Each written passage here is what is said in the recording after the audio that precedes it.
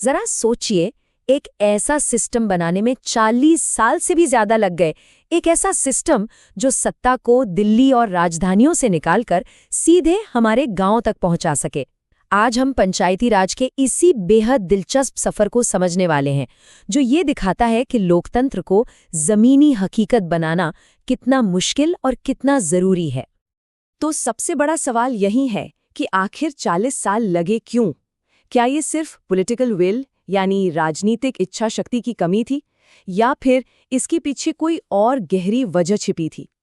इसका जवाब हमें उन कई कोशिशों में मिलेगा जो इस सिस्टम को मजबूत बनाने के लिए की गई, और उस एक बड़े आइडिया में जिसने सब कुछ बदल कर रख दिया। चलिए, इस पूरी कहानी को हम 5 हिस्सों में देखते हैं। बदलाव की पहली कोशिश से शुरू करके उस ऐतिहासिक उपलब्धि तक पहुंचेंगे जिसने भारत के लोकतंत्र को हमेशा के लिए बदल दिया। तो हमारी कहानी की शुरुआत होती है 1970s के दशक के आखिरी सालों से, जब पहली बार पंचायती राज व्यवस्था में बड़े बदलाव लाने की एक बहुत ही गंभीर कोशिश की गई।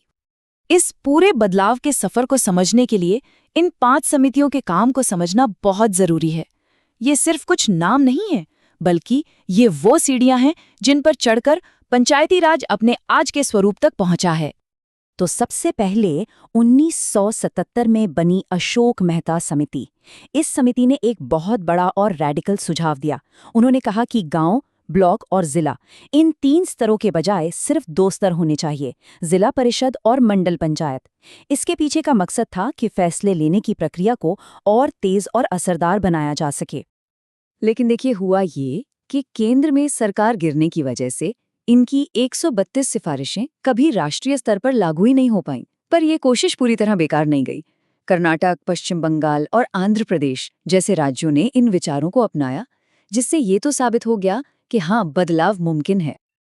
अब 1980 के दशक तक आते आते एक बात तो साफ हो चुकी थी कि सिर्फ ढांचा बदलने से काम नहीं चलेगा। असली सवाल ये था कि आखिर ये सिस्टम जमीन पर काम क्यों नहीं कर रहा है? असली समस्या की जड़ कहाँ है? और इसी सवाल का जवाब ढूंढने के लिए 1985 में GVK राव समिति बनाई गई। इसका मुख्य काम ये पता लगाना था कि गांव के विकास और गरीबी हटाने के लिए जो कार्यक्रम चल रहे हैं वो आखिर फेल क्यों हो रहे हैं। और इस समिति ने जो वजह बताई वो सच में हैरान करने वाली थी। उन्होंने कहा कि असली विलेन है नौकरशाही, यानी ब्यूरोक्रेसी। मतलब पंचायतों को कागज पर तो अधिकार दे दिए गए थे, लेकिन असल ताकत तो सरकारी अफसरों के हाथ में थी। चुने हुए प्रतिनिधि तो एक तरह से बेबस थे। और इसीलिए समिति ने इसे एक बहुत ही यादगार नाम दिया, बिना जड़ की घास। जरा सोचकर देखिए, ऐसी घास जो ऊपर से तो हरी भरी दिखती है, लेकिन उसकी जमीन में कोई जड़ ही नहीं है। उसे कोई भी कभी भी आसानी से उखाड़ सकता है। पंचायती राज का हाल भी कुछ ऐसा ही था। तो सवाल ये था कि इस बिना जड़ की घास को असली जड़ें कैसे दी जाएं? और इसका जवाब एक ऐसे क्रांतिकारी विचार से मिला जिसने आगे की पूरी कहानी ही बदल दी। ये गेम चेंजर आइडिया आया 1986 में LM सिंघवी समिति की तरफ से। उन्होंने एक ऐसा समाधान दिया जो अब तक किसी ने सोचा ही नहीं था, और जिसने इस पूरी समस्या को हल करने का एक साफ रास्ता दिखा दिया। और वो बड़ा आइडिया था पंचायतों को संवैधानिक दर्जा देना। इसका सीधा सा मतलब था कि अब पंचायतों को ताकत किसी राज्य सरकार से नहीं, बल्कि सीधे भारत के संविधान से मिलेगी।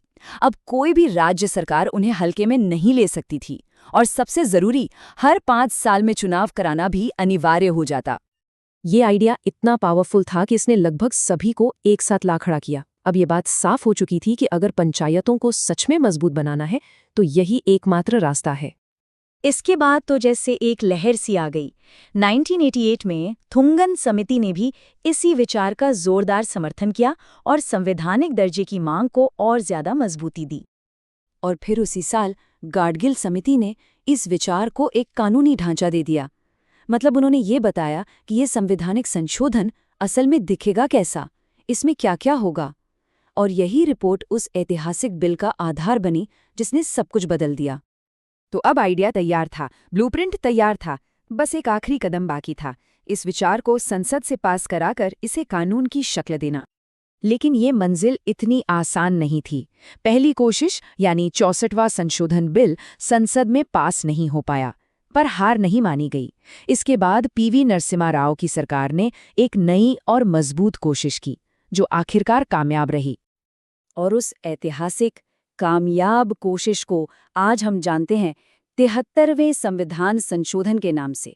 बस एक संख्या जिसने भारत के लोकतंत्र की पूरी तस्वीर ही बदल दी। इस एक कानून ने दशकों के संघर्ष को खत्म कर दिया।